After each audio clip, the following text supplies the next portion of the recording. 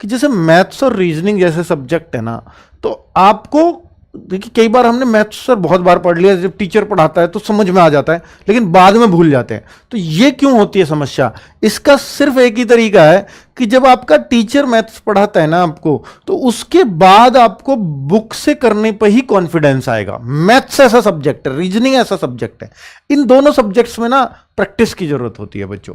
तो इसके साथ आपको मैथ्स के साथ विशेषकर मैं कह रहा हूं कि आपको साथ में बुक से जरूर करना चाहिए। बुक आपको वो कॉन्फिडेंस देती है कि जो टीचर ने सवाल छुआ नहीं, चाहे वो ऐसा ही था, पर बुक वाला हमने कर लिया, तो एक कॉन्फिडेंस आपके मन में पैदा होगा।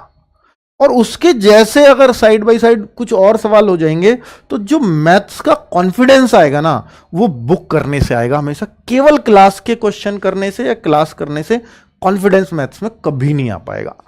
ठीक है, तो ये अब बुक कौन सी करें, तो मैंने आपको बता दिया। एसएससी जीडी का ही अगर आपको एग्जाम देना और यही निकालना है, तो एसएससी जीडी के लिए मैथ्स की बुक अपनी सफिशिएंट है, मोर देन सफिशिएंट है। ठीक है, उसमें सब कुछ है जो आपके लिए आ सकता है। क्या खुद के नोट्स बनाएं?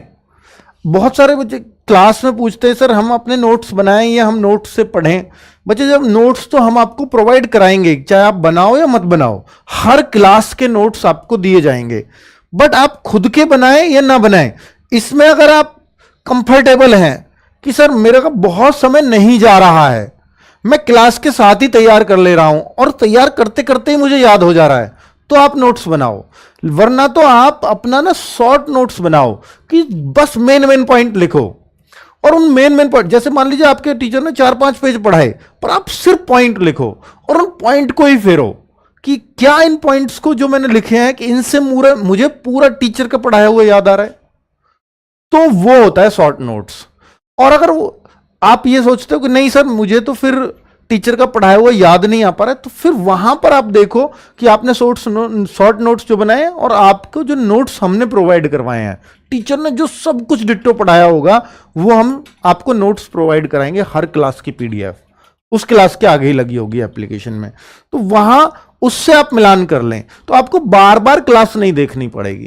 ठीक है, और बार बार देखनी भी नहीं चाहिए क्लास को। आप कोशिश करो कि मुझे एक ही बार देखनी पड़े।